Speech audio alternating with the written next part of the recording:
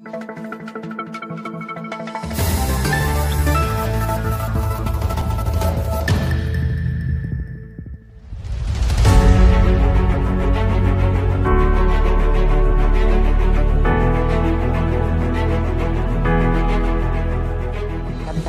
sekalian, tadi pesan Pak Presiden sangat jelas sekali untuk sangat berhati-hati ya.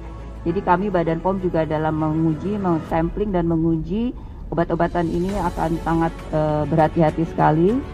Dan saya kira nama-nama obat yang sudah kami sampaikan kemarin dan kemarin sudah diserahkan juga oleh Pak Menkes, nanti akan secara resmi Pak Menkes akan mengeluarkan surat edaran atau peraturan Pak Menteri Kesehatan untuk list dari obat-obat tersebut. Saya kira jenis obatnya pun juga tadi hasil dari kesimpulan pertemuan atas tadi ya Pak ya, mungkin fokus pada obat-obatan yang tidak mengandung solvent 4 jenis solvent itu yang bisa mengandung impurities ethylene glycol dan diethyl glycol.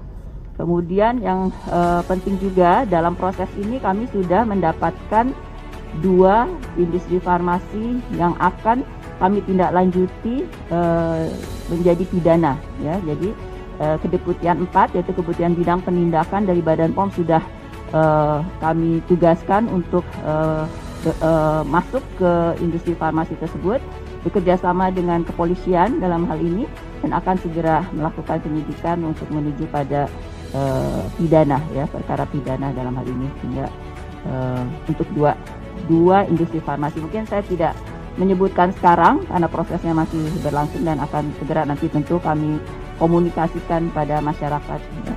Karena ada indikasinya bahwa kandungan dari EG dan EDG di produknya itu tidak hanya dalam konsentrasi sebagai kontaminan tapi sangat-sangat tinggi dan tentu saja sangat toksik dan itu bisa tepat diduga bisa mengakibatkan ginjal akut dalam hal ini.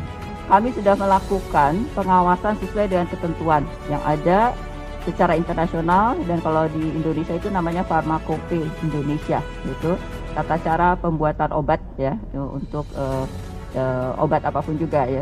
Nah, di sana ditetapkan kadar dan bagaimana cara pengawasannya. Nah, EG dan DEG ini belum ada standar yang ada untuk menjadi referensi kami untuk melakukan pengawasan, baik itu di pre-market maupun di post-market. Karena memang ini dilarang sebetulnya. Jadi sejak di awal di bahan baku itu dilarang, ya, dan menjadi tanggung jawab dari pelaku usaha dalam ini produsennya untuk betul-betul juga mereka melakukan studi kajian analisa impurity sendiri terhadap bahan baku yang mereka beli itu ya. Nah itu tanggung jawab mereka untuk melakukan pengujian dan saya kira dengan adanya perubahan tersebut ada kadar yang berubah ya. Mungkin saya tidak tahu tentunya ini perlu pendalaman lagi yang lebih jauh sehingga berubahlah kadar ya dari impurity tersebut dan mungkin saja nanti muncul kembali karena disampaikan bahwa proses terbentuknya EG-DEG ini juga bisa terus berjalan pada saat proses produksi ya dari awal setelah bahan baku kemudian dalam proses kinetik sintesa dari kimianya gitu ya.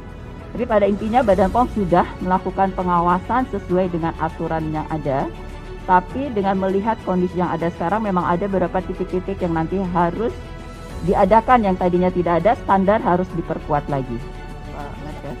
Untuk juga mengingatkan masyarakat untuk berhati-hati satu membeli obat ya, karena dari ada 4 jenis obat, ada 3 jenis obat ya dari 5 yang tidak memenuhi syarat tersebut tuh banyak dijual di online ya, sehingga kami sudah melakukan kerjasama dengan Menkominfo ya untuk ada sekitar 1.400 tautan ya yang akan segera kami lakukan tindak lanjut sebagai bagian dari cyber patrolnya dari Badan Pengawas Obat dan Makanan.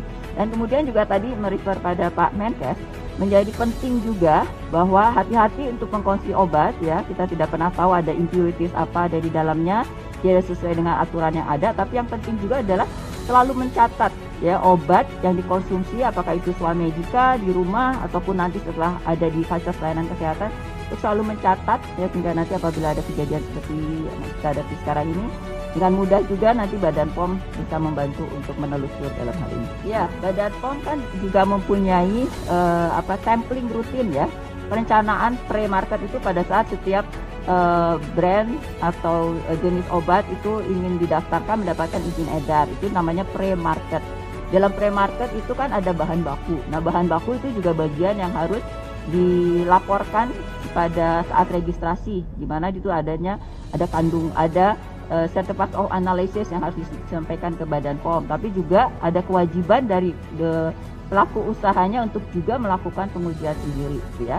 Kita melakukan evaluasi pada saat pre-market, namun kita juga melakukan pengawasan dengan sampling dan pengujian di post-market terhadap produk yang setelah diberikan izin edar itu di peredaran, itu dilakukan.